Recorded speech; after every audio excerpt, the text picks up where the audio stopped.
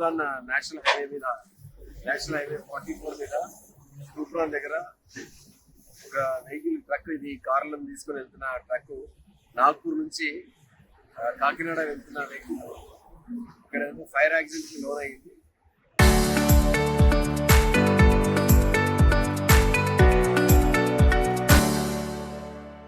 ఇది వెంటనే మామూలు కూడా పోలీసుకి తెలిసి ఫైర్ టెండర్స్ వచ్చిన తర్వాత అందుకు ఆపడం జరిగింది.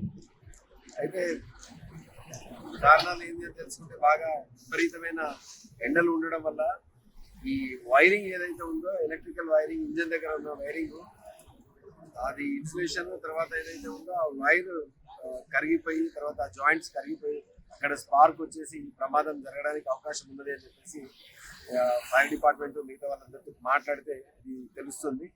సో ఎండలు చాలా తీవ్రంగా ఉన్నాయి. ఎండల్లో ప్రయాణం చేసే వాళ్ళు అంటే వెహికల్స్ కానీ మిగతా వాళ్ళు కానీ ఈ ప్రమాదాలు జరుగుతాయి.